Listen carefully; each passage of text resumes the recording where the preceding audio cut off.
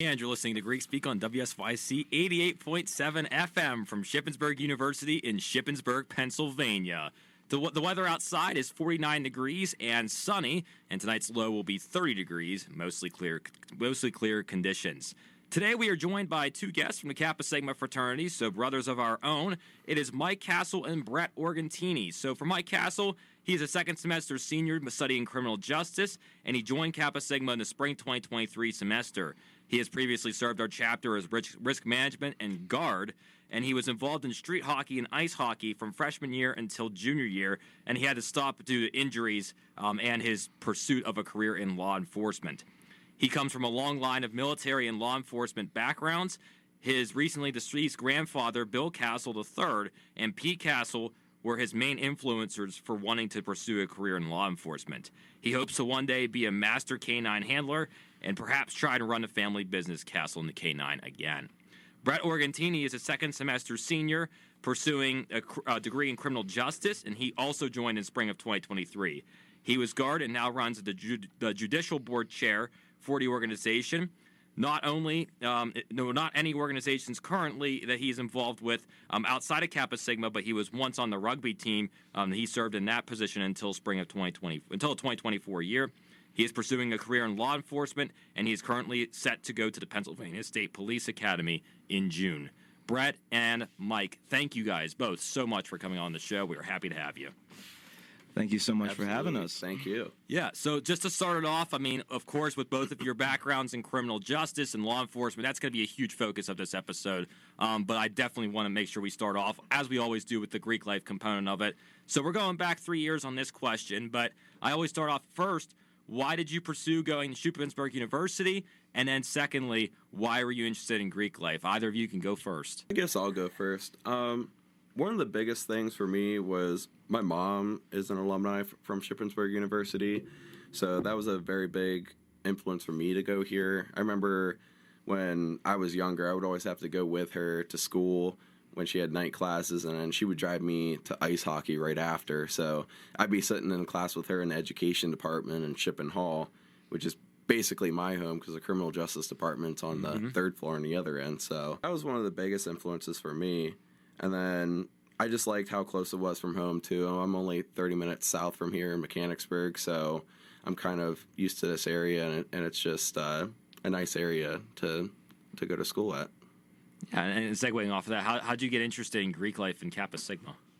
My mom was in Greek life a little bit when she was in college, and at first I wasn't, as sold on it, but as I talked to some more of the brothers and I was able to talk to alumni and see what all goes into it, I feel like that kind of helped me, make my decision, especially seeing where the alumni were at, after college, seeing all the connections and, being able to make those connections, I think was, an opportunity for me in my career. There's a lot of criminal justice alumni in Shippensburg and especially in Kappa Sigma, and I was able to make those connections with people because of that. And I think that's going to help me later down the road for sure. Yeah. And going back to you, Brett, why did you come to Shippensburg and why did you join Kappa Sigma? I came to Shippensburg mainly because funny enough, I had a friend who she used to go here, and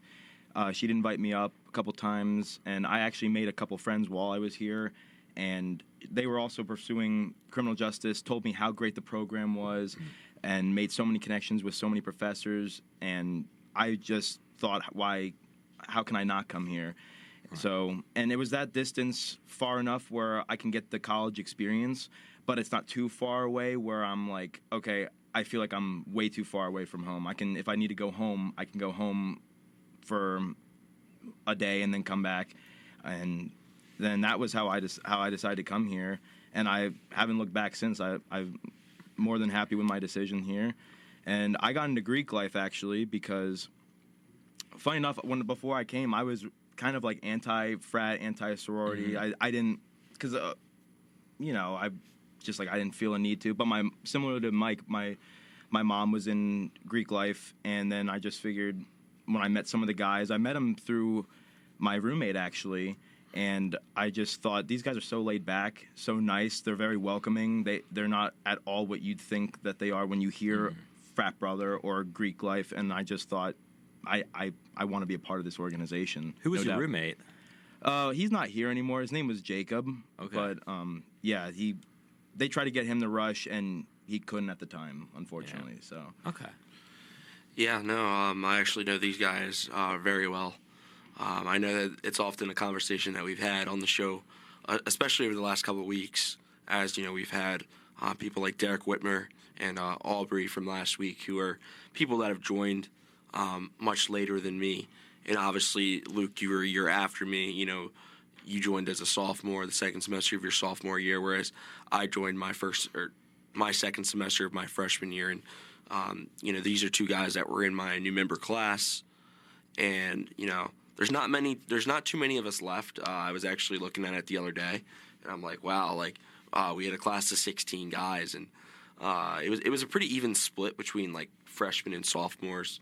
So there really isn't too many. I would say there's probably 6 of us left, and the majority of us are actually getting ready to graduate in a few short weeks. So it's really been a rewarding experience, and really getting to grow up with these two individuals, two people that I consider two of my closest friends, and two people that honestly pushed me to be my best. I'll be completely honest. I've had my ups and downs throughout college, and these two have seen it.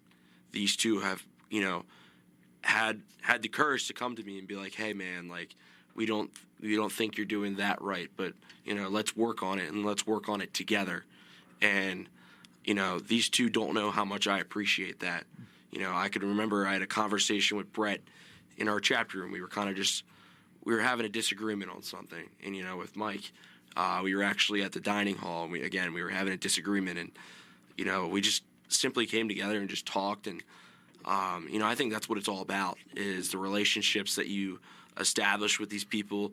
And especially you're gonna obviously you're gonna have your closer relationships with certain individuals, but having the people that are willing to tell you when you're messing up, or you're coming short on some things. And again, I'm super appreciative of these two individuals, because they've really been there for me when I needed it most.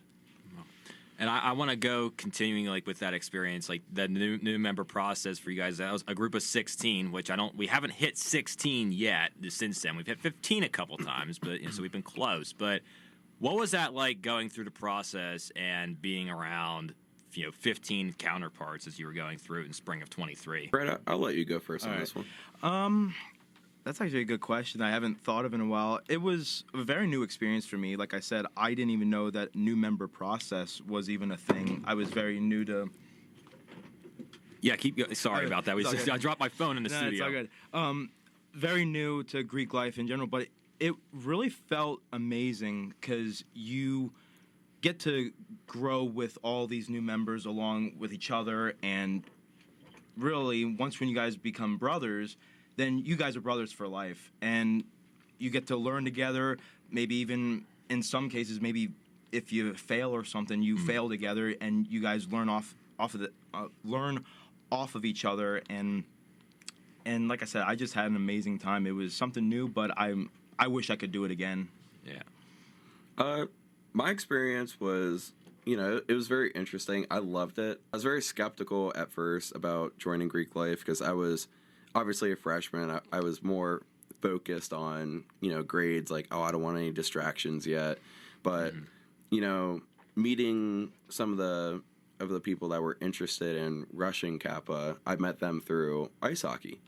And funny enough, I played against these kids, growing up, and here we are in a small town of Shippensburg at the same university, and then, we're all gonna be, joining the same fraternity.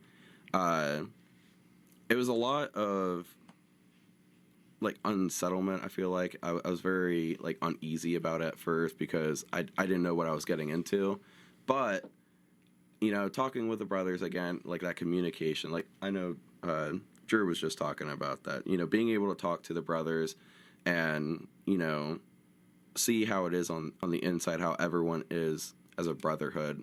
that really helped me make up my mind of joining Kappa Sigma. So Mike's actually a kind of a rare case. We haven't done it in a while, but him and Jackson Hoy were actually late additions to our new member class. Our original size was 14, and then ultimately Mike and Jackson joined us. I think it was right around spring break, right around that time period, and that was such a rewarding experience. And I felt that we did a great job at bringing you guys in and embracing you as us. And I think that our pledge class or new member class isn't talked about as much. I see Rainey just gave me a little bit of a smile there. Whoops. It was one of those classes that really changed everything. At that point, it felt like our chapter was kind of at a standstill. We had 20 members. Obviously, we have our 5 exec members, and they put in the effort. And then I would say there was probably 2 to 3 other guys that actively put in effort, and then there was a lot of guys that were kind of just there to be there. And our chapter just kind of wasn't what it needed to be. We were at the bottom in terms of academics, community service, military, dollars raised to military heroes. Our chapter just really wasn't where it needed to be, and our new member class really came in and changed the game. And ultimately, our class saw 3 exec members. I'm still one. Mike Burrows was on exec, and then Justin Reese was another member from our new member class. So, and ultimately, obviously, there's guys are either not on exec anymore or have graduated, but they're still very active supporters of our chapter and still contribute a lot of things to this day. Yeah, and I think one of the things that I want to touch on too is your experience throughout college outside of Greek life, because it's going to matter a little bit. Both of you being involved in the club sports teams. Brett, it was rugby, and Mike, you talked about earlier, ice hockey. But before that, we're going to take a quick pause here on Greek Speak. Again, this is Greek Speak on WSYC 88.7 FM from Shippensburg University in Shippensburg, Pennsylvania. We're back on Greek Speak here, and just to talk a little bit about the sports side of the world here for both of your campus experiences. First off, either you can go first on this one, doesn't matter, but where's your interest in competing in sports even come from? Castle, you talked a little bit about growing up playing. How'd you get involved in hockey? For me, before Pennsylvania, I used to live in upstate New York in a small town called Alexandria Bay. What part of New York is that? It's very upstate New York. Adirondack? It's not Adirondack. It's like 30 minutes north of Watertown. If you guys know where that's at, and it's about an hour away from Syracuse. Okay. But we were close to the Thousand Islands. Basically, from my town, you could see Canada. Wow. By ferry, we were 15 minutes away. So we were very, very far north. But yeah, they say in upstate New York and in Canada, you learn how to skate before you learn how to walk. So me and my younger brothers, we learned how to play hockey and how to ice skate at a very young age. Me and my younger brother, we both started when we were about 3-4 years old learning how to skate. And, we were fortunate enough that our parents would, fund that for us. We didn't always have, the extra money for that kind of stuff, but they always wanted the best for us. And, they made sure that we were able to do that. And ultimately, it helped us out, and not just the physical aspect of it, but the social aspect too. Being involved in a team, working with others, and going through triumphs and everything together. You learn those kind of social cues in a team, and I feel like that helped me, especially growing up, develop myself to be a better person. Especially, it's an interesting comment. You said you learn how to skate before you learn how to walk up there, and I think just that ties into just how integrated the culture of hockey is for those northern states in our country, and fitting considering the type of conversation this is after what happened Sunday morning. Of course, it's ironic we're talking about this, but Brett, flipping it off to you on rugby. So where'd your interest in rugby come from? Funny enough, rugby actually wasn't even on my radar until I came to school because, like I mentioned before, the friend of mine and I met other friends that I met through her. Some of them were on the rugby team, and they said, if you play football, you need to play rugby if you're not going to play football for the school. And I just thought, if I come up here, I promise you I will play rugby. I'll give it a try. And So that's really how that started. I actually started sports way back probably in, I want to say, right before kindergarten. I actually started soccer, but my parents pulled me from that really, really quick because they realized I was playing the wrong football. And I was like tackling other kids and stealing the ball from my own teammates. And they were like, all right, we're going to put you in an individual sport. And my dad wrestled, so he put me in wrestling from into kindergarten. And then I wrestled from to like, I want to say like 11th grade, getting into football probably in, I think it was 4th grade, and lacrosse in 3rd. But my passion was with football, so it was hard giving it up coming here. But then I was like, I fell in love with rugby, low-key. And probably something that's, I'd say sometimes rugby can be even more physical than football. I mean, it's, you know, that sport is always one I'm impressed by because you got to be able to take the hits in that, and it's very aggressive. Oh yeah, It's an easy one right there. I mean, I had to learn a whole new way of tackling because they said you got to protect your head because you might wear a cap or something like that. You might see like some rugby players wearing a cap, but it's not like it's a helmet, like a football helmet. It's not protecting much. So like that was kind of tough for me learning a different way to tackle, but I learned real quick that it's important that you keep your head on the outside, not on the inside. You take a thigh going right to the head, and it was it woke me up, I'll tell you that much. Yeah, it's when you start seeing stars above your head, you know, like your SpongeBob cartoon. Oh, yeah. Thinking of, yeah. You know, all that to be said, so you know, you guys talked about you didn't pursue sports at a certain point, but life after sports, you know, whenever you weren't involved in rugby, you weren't involved in hockey. Those lessons, I'd say, would you both say they still carried over? Oh, absolutely, absolutely. You know, that's really good to hear. I mean, one thing I do want to point out, it's kind of, I'm pretty sure I know this, but it's kind of a question towards both of you. You both held leadership positions within your clubs, correct? I'll start with Brett.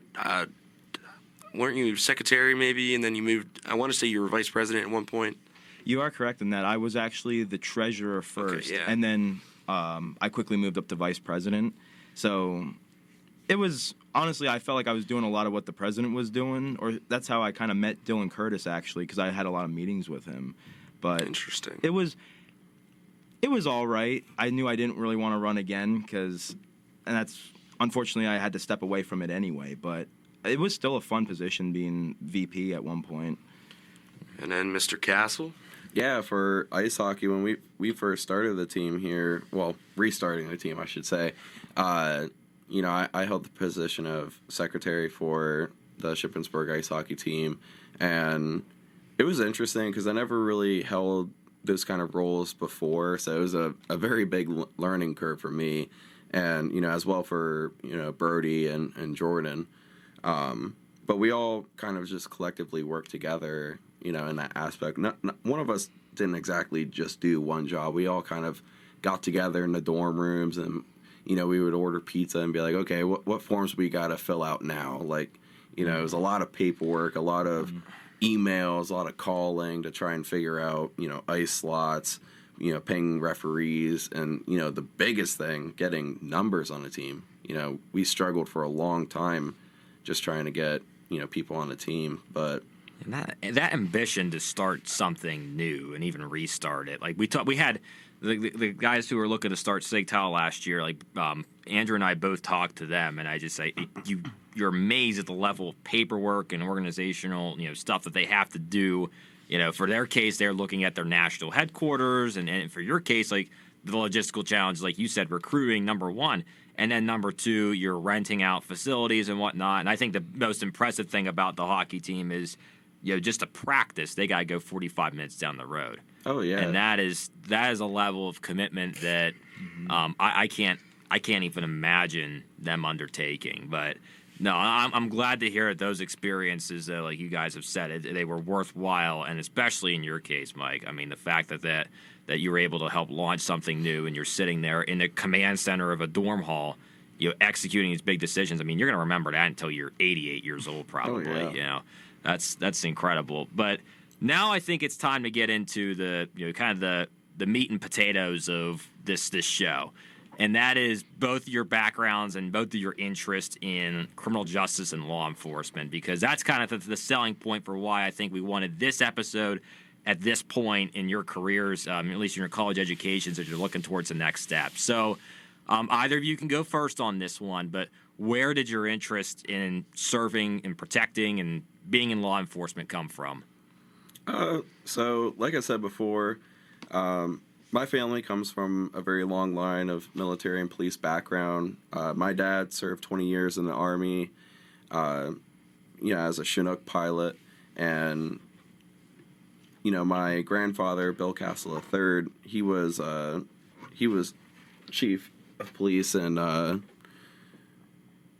he started doing canine business, and I think that was one of the biggest things that kind of influenced me. That and my Uncle Pete too. My Uncle Pete and I are best friends. We've been best friends for a long time, and being around him and my grandfather, especially at a young age, because when my dad went off to Afghanistan and Iraq when he was serving, my mom was just left alone with 3 rowdy kids. I have 2 other brothers, an older brother and a younger brother, and we weren't exactly the best delight when we were growing up. We were always fighting, arguing, whatever, carrying on. But my uncle and my grandfather would always come down and they would check in on my mom, help them, help her during the wintertime, especially. Winters in New York, man. You think this snowstorm we just had in PA was bad, but that's like a regular in New York. But my uncle and grandfather would, go up and help my mom out. And just being around that, in New York, you kind of got to see glimpses of it, hear stories here and there. And then in 2015, when my family moved to Pennsylvania, we moved in with my grandfather at the castle. And, that was like front and center for, Castle Canine, seeing the business. It was right in our yard. And it was such a cool experience. Like, it you can't fathom it. It's just amazing. And the guys are just super nice and cooperative with you, especially at a young age, helping out, set up all the stuff. Would you say that it chose you and you didn't choose it, so to speak? Like that background is just, it almost felt guaranteed, like this is what you wanted to pursue? I think so, and I'm getting goosebumps, after you asked me that, because one of our master trainers a while ago, when I was younger, I was out in the yard, and I was playing with one of the canine handler's dogs. And as I was running around, I was, playing with the dog, giving commands, whatever. He turned to my mom and he goes, "Your son is going to be a police officer one day. I just know it. He's going to be a canine handler one day." And my mom told me this, years later when I started applying for, law enforcement agencies. And I was just kind of like, that kind of like hit home. Yeah. Oh my goodness. I want to hear from you, Brett, on that same question too. So actually, with me starting my process on wanting to help and protect and serve, it actually wasn't first police. It was, I wanted to go into the Navy. I wanted to go and be a Navy SEAL. That thought was probably around early high school, late middle school, around the time you have to start thinking of what do you want to do with your life. And I thought, I don't know what I want to do. And I want to go in the Navy. I thought being a Navy SEAL is awesome. And I want to have that level of just protecting my country, serving my country. But then I started thinking about it, and I didn't want to leave home. I didn't want to get deployed. And I thought, okay, well, I still want to protect and serve. I want to protect my community, protect the ones I love. And I used to work for a guy. I do like his landscaping, and one of the other guys working there, he was a local cop, and he'd be telling me all these stories about how, he pulled a car over, had a big drug bust, and it was a normal traffic stop. He helped diffuse a domestic dispute, stuff like that. All these stories, and I just thought, I want to do that. That's exactly what I want to do. And I told my parents that I want to be a police officer. And then they said, well, one of your teammates that you used to wrestle with, his dad's a state trooper. You should talk to him. And he's been helping me through the process ever since I told him I wanted to be a state trooper. And those morals and those thoughts of wanting to protect and serve have still stuck with me, especially now in a time where police and law enforcement are really nobody wants to be a cop anymore, and it's tough to be a law enforcement officer now. People don't really like law enforcement, but I always see myself that I can be that difference in my community. Yeah. I want to do the right thing. I want to protect, like I keep saying, protect the ones I love, and I haven't looked back since. Yeah. Well, I mean, and you mentioned that about the thought of no one wants to be a cop anymore, and how those what the numbers are. I mean, I don't know those off the top of my head per se, but what I can say is whenever you hear those statistics about people not entering fields, okay, you hear it in education, maybe you hear it in manufacturing, maybe you hear it in I'm going to say medical because this is getting to a different point. But like those types of fields, okay, those are tough, and those crises need addressed, and those positions need filled absolutely. But for something, like I said, like medical, for something like law enforcement, where it's life or death, and if there's a shortage in that, like you can't compromise skill and ability in those roles, and that to me is what makes that dilemma so tough, and why it's so good that both of you are pursuing it. And I think what you said about the Navy SEAL comment. I mean, it was fascinating for me to hear that, and that's almost I think on a lot of the fields like that we all go into. Being the poli-sci guy, yeah, at age 13, who wanted to be president? Me. But you do realize that there's that's not where everybody goes. But there's so many other ways you can fulfill the same values. And participate in the field that you're just passionate at that root level in other ways. And like you said, having that community emphasis where you are getting, just as Navy SEALs do, where they're chasing down the worst people on the planet Earth. In law enforcement, you're chasing, in many cases, the worst people that are in your community who are having the most negative impact on the families and neighbors that surround you. So the purpose there is it's incredible, and that was I was inspired to hear that whenever I asked you that follow-up question, Mike, earlier, that had kind of gave you goosebumps, and I appreciated hearing that. Just because I'm glad that means something to you guys too, and continuing on this path. So, Brett, you talked about earlier, you're pursuing the Pennsylvania State Police Academy. I think Mike, like we talked before the show, like you're looking at more like the county level, and those types of town police roles, so to speak. Brett, starting with you, getting accepted into the academy, going through that process, becoming a state trooper, how did you realize like that was within your cards? And then, what did it feel like whenever you realized you got accepted? I'll be honest. When I first got the email saying, congratulations, you got to report to the Pennsylvania State Police Academy in Hershey on that day, I'll be honest, I kind of froze for a second. I didn't believe it. I thought I finally climbed the mountaintop, finally made it through this long process, because it's like an 10-month process, and you're playing the waiting game. So when I got that email, I teared up, and I immediately texted my mom, texted my trooper friend, texted my girlfriend, and said I finally made it. I'm going. And then I had to let them know that I'll have to wait to go to the next class because I have to graduate first. But yeah, it's a step process, and I'll say, to segue off that, I mean, that's what it felt like last spring whenever I got my internship to be in D.C. last summer. I had that same reaction, almost cried, called my parents immediately. And, sitting here now, I'm hopeful that I will be able to relive that type of call in the very near future. And that being said, going to your side of your side of it, Mike. Actually, real quick, before we do that, we are going to take a quick pause here on Greek Speak. Again, it's been Brett Organtini and Mike Castle in what has been a phenomenal episode so far. There is still quite a ways to go here during this hour on WSYC 88.7 FM from Shippensburg, Pennsylvania. And we're back on Greek Speak on WSYC 88.7 FM from Shippensburg University. It's Brett Organtini and Mike Castle, both of which brothers of Kappa Sigma, and as you guys talked about, involved as student athletes previously on this campus. And perhaps most importantly and most seriously, you are pursuing careers in law enforcement.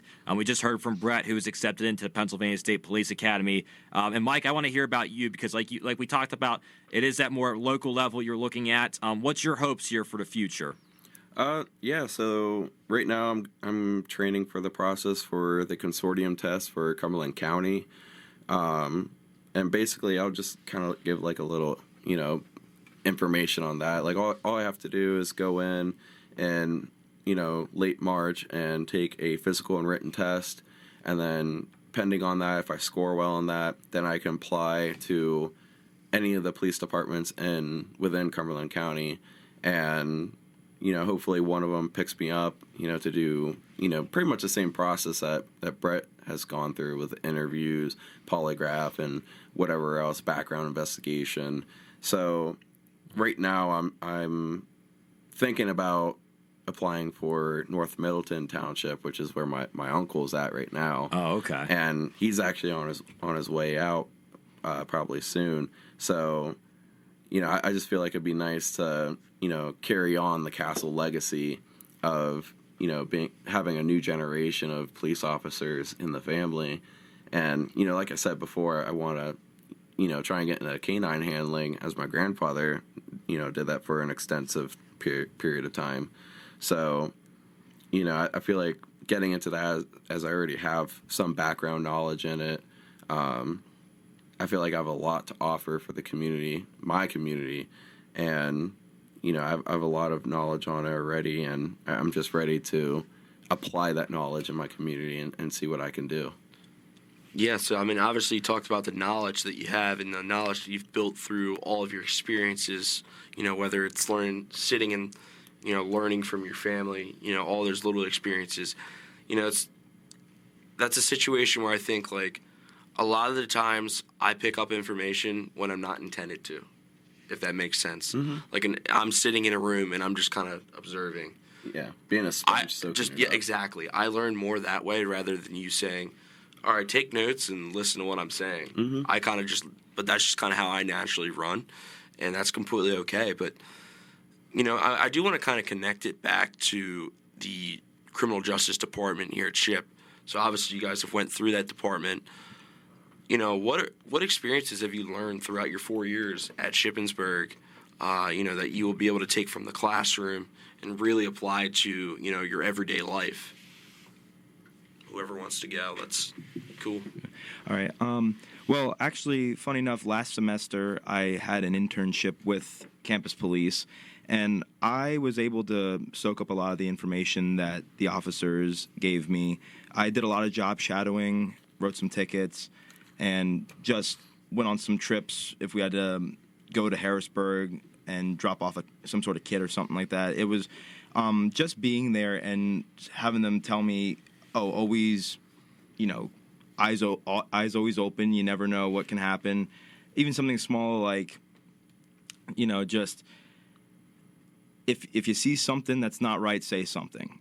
And that stuff's always going to stick with me. In the classroom, I mean, we're learning stuff from different theories of crime to different levels of crimes and why crime occurs, how crime occurs.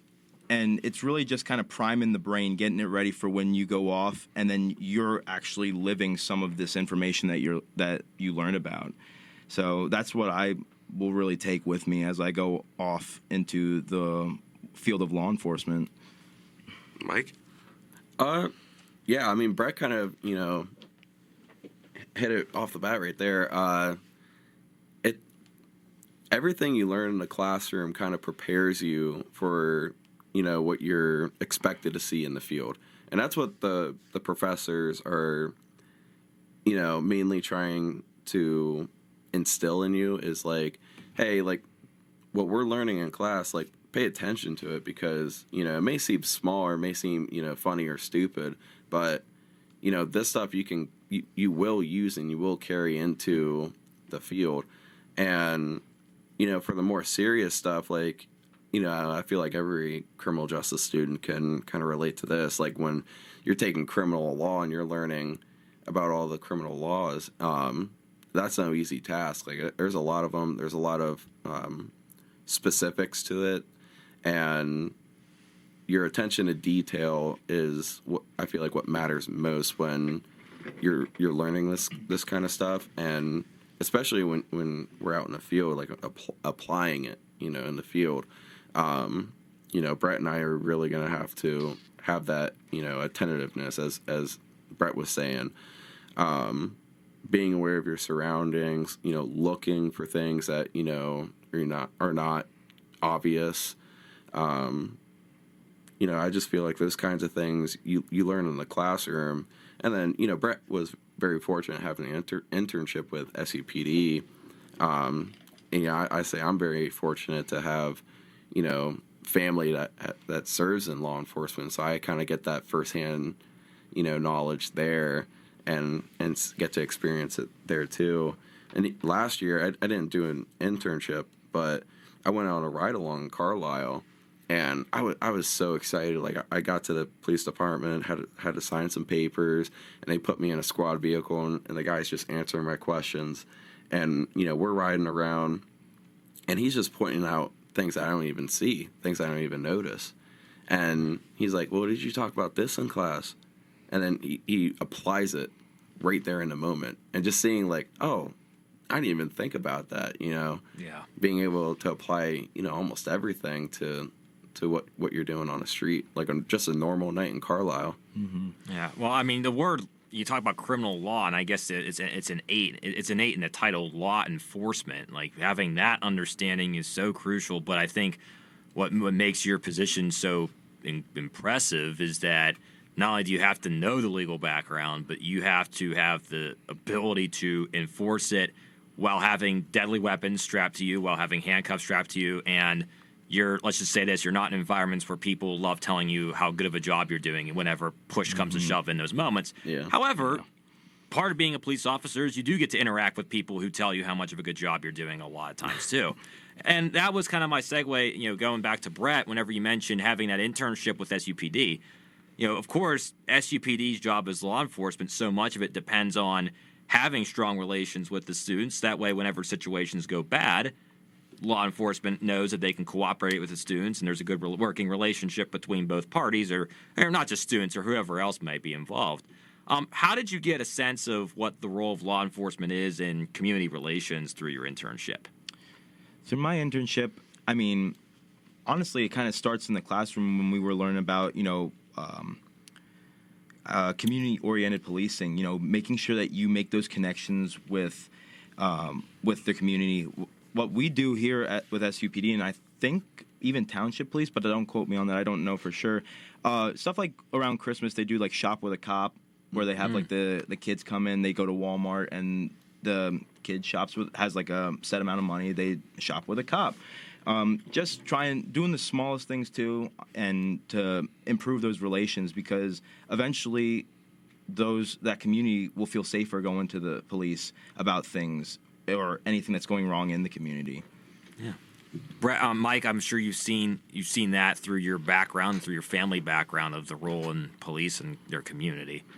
Oh yeah. That was something that I was always kind of taught about, and not even taught, just like how Andrew was saying, just like being a sponge and just soaking it up. Just sitting there and just watching how different people do their jobs, especially in law enforcement, because not everyone, does things the same exact way. No. So just seeing like different tactics, different ways of like de-escalation.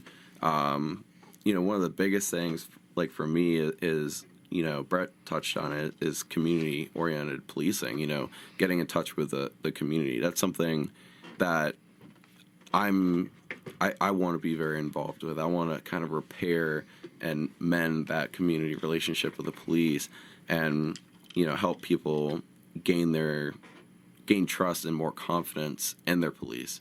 I don't want there to be that divide or that fight between us. I want to be there. I'm here to help you. Like, I want to help you. So yeah. I want to be that, that shoulder for you, for me to, help you out. Looking at the time, we are getting a little close to the end of the episode, so it's unfortunate because we could go on for another half hour to an hour, I feel like, about this subject. But that being said, I've never really asked this question before, but I feel like it's appropriate now. Is there anything else that's left that you guys believe has not been said yet about your interest, your passion, the work of law enforcement that you think the people listening to this show ought to know? For me, I kind of touched on it before a little bit, but I just, kind of want to put an emphasis on how big of a role model my grandfather was, Bill Castle. And, a lot of people in law enforcement and in the canine community can probably say the same thing. When my grandfather passed just, late last year, seeing everybody at his funeral and just, having them all come up to me, and they all knew about me, but I didn't know some of them. And, every one of them, is always, your grandfather was a great person. He was a great inspiration for me. I looked up to Bill. He was, one of the best. And, one of the things that kind of stuck with me, I'm getting goosebumps again, is they tell me, like, you have big shoes to fill in, make him proud. And that's incredible. That just, that resonates with me a lot. Yeah. Brett, same question to you. Is there anything else you think needs said? Kind of almost piggybacking off of Mike a little bit. What has always been important to me, at least through this process, and honestly to continue on, is having a good support system.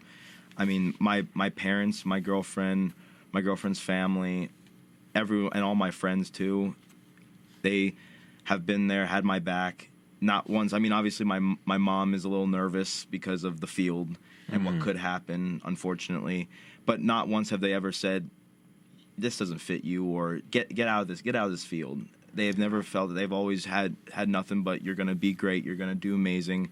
Every time I felt that I'm getting really, really stressed out with the process, I don't know if I can keep going, they said, no, you can. It's just going to take time.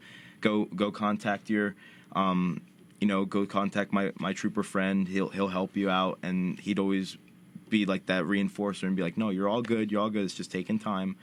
And that's important going on into law enforcement itself. Always have a good support system with you, especially when it's very high stress level career.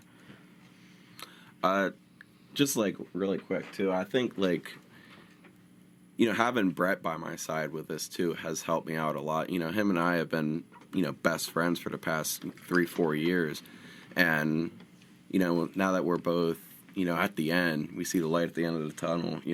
We're finally getting into our law enforcement careers. There is a lot of stress with the job. I myself, I'm engaged, and Brett has a girlfriend. There's a lot of worry there, about the safety of ourselves in this career.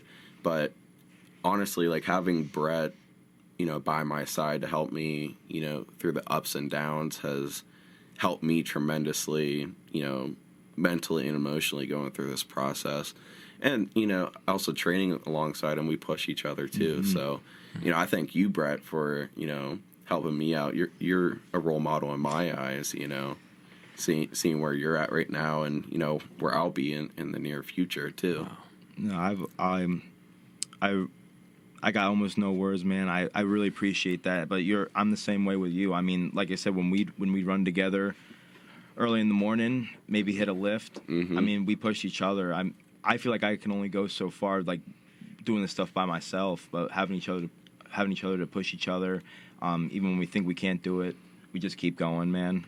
And I'm always here for you, especially through the process.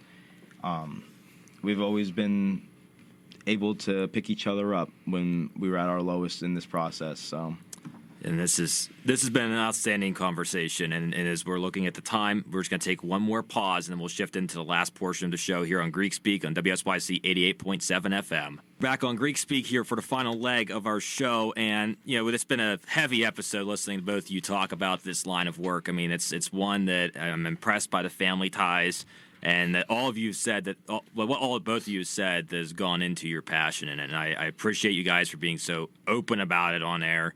I know that's not easy, but boy, have we had a good discussion. But we always do this at the end of each show. We were kind of surprised you with this one a little bit too. But Andrew and I are ready for kind of flip the script a little bit. What questions do either of you have for the two of us? For the two of you? Yes. Ooh. You made a curveball there. Yeah. Right. Do you have anything? They could be individual as well if you want. Nah, I have an idea. I don't know if I'm allowed to ask, and I'm not gonna say. But nothing bad. It's Okay. just out of respect of. No, you anything. can go for it. I mean, we'll see. We'll see. Yeah, No, the only way to I- find out. Okay. Castle, do you have anything? What are your plans after college for career? I know you had a job interview earlier today. Yes. So Yeah, so I don't. Obviously, it's one of those deals that until it gets lined up, you don't want to say too much about it. But with both of my degrees, I want to pursue either of them, and perhaps in a good world, both of them. Of course, I had my internship, like I talked about earlier in the show, in Washington D.C. last year. Certainly would love to go back a second time.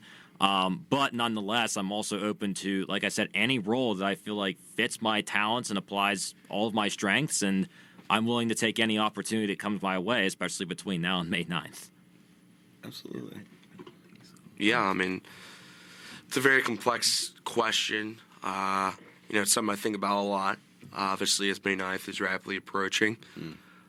Honestly, we started the show all the way back in September 2024, and this has been one of my favorite college experiences. In all honesty, is the show and getting to hear people's stories. Like I told you when we went on break, I was like, man, some of the stories you guys have shared, like I've never heard that. I didn't know that.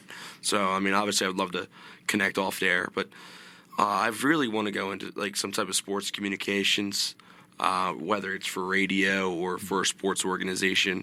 A dream would be to kind of do a little bit of both, where I kind of run like a sports teams podcast, and I can bring in players each week and kind of do the exact same thing I'm doing right now. I think it'd be a really cool concept. Yeah. Brett, I looked at your question as Mike and Andrew were talking. It's all good, so go ahead. Actually, this is just tying back to Greek life for Andrew and Luke, and honestly, even Mike. Who is your favorite Greek organization to interact with? Ourselves. I mean, that's a good starting point. Besides us. Well, yeah, ourselves. But beyond that, I'd say, at least thinking about this show, we've had great episodes with people from Delta Zeta. So we've had wonderful episodes with them when they've come on the show, and you feel like you're getting very similar people from each organization, or not from each organization, but from within that organization. The type of authenticity you're going to get, and sort of the conversational nature they'll have is very, very impressive to me, at least. So, I mean, if I had to pick favorites, obviously, I mean, don't get me wrong, they all have their strengths and weaknesses, but I think they're my favorite. And PSP, Phi Sigma Pi, we had them on the show once before, and I have a lot of respect for that organization because I considered joining them at one point. So those are my two answers. I feel like for me, I mean, I may be biased in saying this because my fiance was in a sorority, but Phi Sigma Sigma for me, I have a lot of friends in there, and one of our brothers is also, involved with that sorority too, Right. with friends, so having, that kind of relationship with them for me was really nice. And, just going all the way back to like when me and Brittany met, at Kappa, we kind of just started, talking, and then, who would have guessed like a year and a half later, I'd be getting on my knee asking her to marry me. So, I think that's just really cool. I think that's a really cool part of our college experience, both of us being involved in Greek life, and then being so close yet so far this entire time throughout our lives, and then we finally get together. So yeah, I would say Phi Sigma Sigma. All the people there, all the girls there are great, very nice, and absolutely my fiance too. I love her. Yeah. Andrew. So I would say, obviously Luke and I are probably going to have, our perspective from, the show perspective compared to, interacting in some ways. I'm going to go with two organizations as well. Number one would be Delta Zeta. They've always been huge supporters of our show, pretty much since the beginning. They were one of the first people to really give us a chance. And, I've talked about in the past where we've struggled to, in the beginning of the show, we struggled to find people that were interested in coming on. And, they were some of the first. Katie Phi Nos was actually the first, but, huge shout out to them. But my other organization would also be Phi Sigma Sigma. They're up there. I haven't updated our chart in a while, but I believe that them and Delta Zeta are probably tied right underneath, obviously, Kappa Sigma in terms of having the most members. Pi Lambda Phi is another organization that has been huge supporters. Overall, it's just, I would say those two, but I've really enjoyed speaking to everyone because everyone has different stories. Yeah. Well, that's what makes Greek life so beautiful. And I mean, we heard a very different story today from both of you from what we've ever heard in the 4 semesters of doing this show. So thank you both so much for coming on. We have a quick wrap up here, a little bit past our window. But again, it's been an absolute pleasure speaking with Mike Castle and Brett Organtini, 2 seniors in the Kappa Sigma fraternity, both interested in careers in law enforcement with incredible stories that they just told about their upbringing. So thank you both for coming on one more time. And we thank all of you for listening to this episode of Greek Speak. And until next week, we'll see all of you later. Take care. Thank you. Thank you.